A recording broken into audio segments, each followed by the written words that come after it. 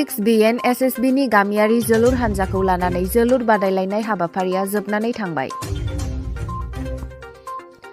चिरां जिल्ला भारत भुटान सिमनायाव गोग्लैनाय दादगारि हाथिसार ओनसोलनि हिमालयान क्लाबनि गेलेग्रा फोथाराव 6BN SSB आ गामियारि मोनब्रै हानजाखौ लानानै साननैनि बादायलायनाय हाबाफारि लानाया दिनै मोजाङै मोजां जोबनानै थांबाय।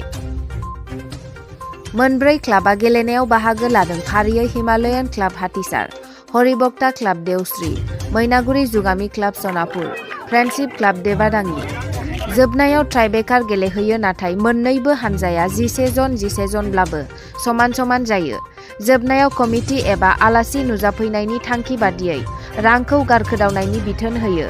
जोबनायाव बिटिआरनि मावफुं सोद्रोमा रनजित बसुमतारिनि आखाइजों गरसे फैसाखौ गारखोदावनानै हरिभक्ता क्लाबा देरहासार जानो हायो।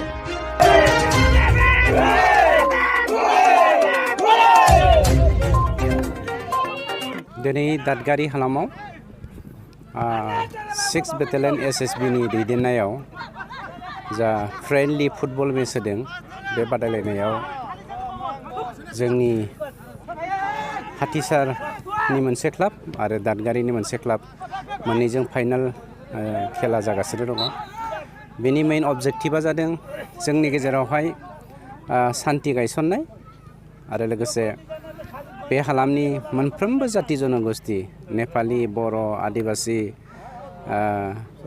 सान्तालि आरो जों राजबंशी, सूत्रधर गासैबो जाति जनगोष्ठीया इउनाइटेडलि माबोरै पिसफुलि रायजो जानो हागोन बेखौ नोजोर बोनानै 6 बेटेलियन SSB निफ्राय बे हाबाफारिखौ दैदेननाय जादों। आं जोंनि कामान्डेन्ट बिथांखौ धन्यबाद होयो। बिथांनि जा नेतृत्व बे नेतृत्वआवनो दिनै जोंनि गेजेरावहाय मोनसे सान्थिनि मोनसे मा होनदों मेसेज फैनो नागिरदों आरो बे मेसेजआ अल अभार बिटिआर, अल अभार आसाम, अल अभार इन्डिया थांथों बेखौनो आं नोंथांमोननि मिडियानि गेजेरजों मेसेज होनाय जाबाय। जनरली SSB का जो मैंडेट है बॉर्डर गार्डिंग फोर्स होने के नाते बॉर्डर में रहने वाली जो भी पॉपुलेशन है तो SSB का जो मोटो है सेवा, सुरक्षा और बंधुत्व, इस भावना को बढ़ाना है। जो बॉर्डर में रहने वाले जो लोग हैं उनकी सेवा करना, उनके मन में सुरक्षा का भाव पैदा करना और आपस में जितने भी अलग अलग जाति के, रिलीजन के, धर्म के लोग हैं उनके बीच में बंधुत्व का भाव पैदा करना ताकि देश की सुरक्षा को जो है इंश्योर किया जा सके। तो इसी क्रम में जो सिविक एक्शन प्रोग्राम के तहत जो कि भारत सरकार द्वारा जो है वित्त पोषित कार्यक्रम होते हैं, इसमें दूर दराज के इलाकों में खासकर बॉर्डर से सटे इलाकों में हम ये सब कल्याणकारी जो है कार्यक्रम करते रहते हैं। उसी के तहत आज ये फुटबॉल का कार्यक्रम का आयोजन किया गया। इसमें हाथीसार की दोनों जो टीमें हैं और विनर्स देवश्री और एक हाथीसार थे।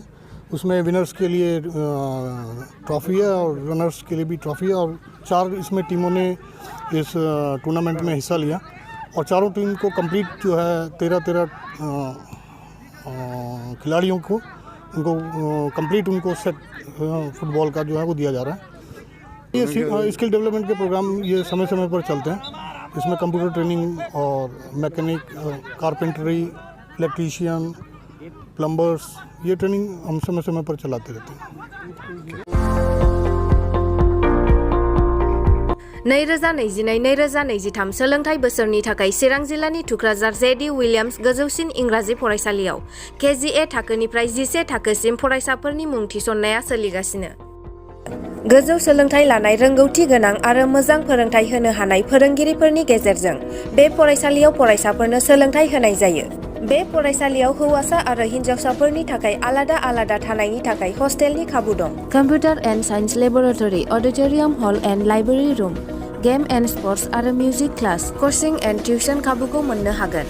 गोग्गो आरो गुन गोनां सोलोंथाइ मोनहोनायनि थाखाय JD विलियम्स गोजौसिन फरायसालियाव मुं थिसननायनि खाबुखौ लादों। आबुङै मिन्थिनो थाखाय 9957717276 7002655105 जानबुं नम्बराव फोनांजाब खालामनो हागोन।